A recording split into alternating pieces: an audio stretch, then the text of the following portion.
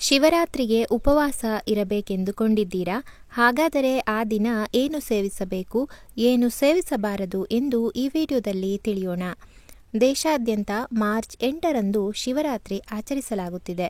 ಭಕ್ತರು ಶಿವಾಲಯಗಳಿಗೆ ತೆರಳಿ ಭೋಲೆನಾಥನ ದರ್ಶನ ಮಾಡಿ ಪ್ರಾರ್ಥನೆ ಸಲ್ಲಿಸಲು ಕಾಯುತ್ತಿದ್ದಾರೆ. ಶಿವರಾತ್ರಿ ಎಂದರೆ ಹೆಚ್ಚಿನ ಜನರು ಉಪವಾಸ ಮಾಡಿ ಜಾಗರಣೆ ಮಾಡುತ್ತಾರೆ.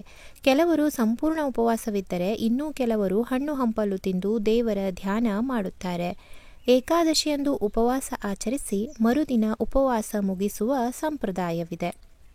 ಉಪವಾಸವಿದ್ದು ಜಾಗರಣೆ ಮಾಡಿದರೆ ಶಿವನು ನಮ್ಮನ್ನು ಸಂಪೂರ್ಣವಾಗಿ ಹರಸುವನು ಎಂಬ ನಂಬಿಕೆ ಇದೆ. ಎಷ್ಟೋ ಜನರಿಗೆ ಯಾವ ಆಹಾರಗಳನ್ನು ಸೇವಿಸಬೇಕು ಎಂದು ಗೊಂದಲ ಇದೆ. ಒಬ್ಬೊಬ್ಬರ ಮನೆಯಲ್ಲಿ ಸಂಪ್ರದಾಯ ಒಂದೊಂದು ರೀತಿಯಲ್ಲಿ ನಡೆದುಕೊಂಡು ಬಂದಿದೆ.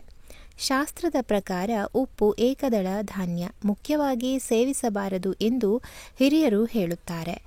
ಅದೇ ರೀತಿ ಉಪವಾಸ ಮಾಡಲು ವಯಸ್ಸಿನ ಮಿತಿ ಇಲ್ಲ. ಆದರೆ ಗ್ಯಾಸ್ಟ್ರಿಕ್ ಸಮಸ್ಯೆ ಇರುವವರು, ತಲೆ ಸುತ್ತಿನ ಸಮಸ್ಯೆ, ಗರ್ಭಿಣಿಯರು, ವೃದ್ಧರು ಹಾಗೆ ವಯೋಸಹಜ ಸಮಸ್ಯೆಯಿಂದ ಬಳಲುತ್ತಿರುವವರು ಆದಷ್ಟು ಹಣ್ಣು ಹಂಪಲು ಲಘು ಫಲಾಹಾರ ಸೇವಿಸಿದರೆ ಸೂಕ್ತ. ಮತ್ತು ಇವರಿಗೆ ಉಪವಾಸದ ಕಟ್ಟುಪಾಡುಗಳಿಲ್ಲ.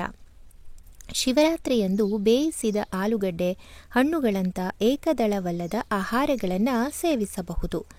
ನೀವು ಆರೋಗ್ಯವಂತರಾಗಿದ್ದು ನಿಮಗೆ ಉಪವಾಸ ಮಾಡುವುದು ಸಮಸ್ಯೆ ಇಲ್ಲ ಎಂದಾದಲ್ಲಿ ಹಣ್ಣು ಹಂಪಲು, ಸಿಹಿ ಗೆಣಸನ್ನು ಸೇವಿಸುವ ಮೂಲಕ ಮಾತ್ರ ಉಪವಾಸ ಮಾಡಬಹುದು. ಅವಲಕ್ಕಿಗೆ ಮೊಸರು ಅಥವಾ ಹಾಲು, ಬೆಲ್ಲ ಸೇರಿಸಿ ಸಿಹಿ ಅವಲಕ್ಕಿಯನ್ನು ಸೇವಿಸಬಹುದು.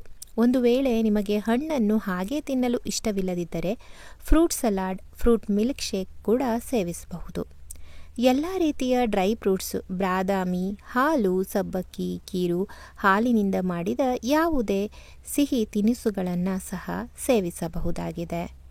ಹಾಗಾದರೆ ಈ ದಿನ ಏನನ್ನು ಸೇವಿಸಬಾರದು ಎಂದರೆ, ಶಿವರಾತ್ರಿಯಂದು ಬೇಳೆಕಾಳು, ಉಪ್ಪು, ಗೋಧಿ, ಅಕ್ಕಿಯಂತಹ ಧಾನ್ಯಗಳಿಂದ ತಯಾರಿಸುವ ಆಹಾರ ತಿನ್ನದಿರಿ.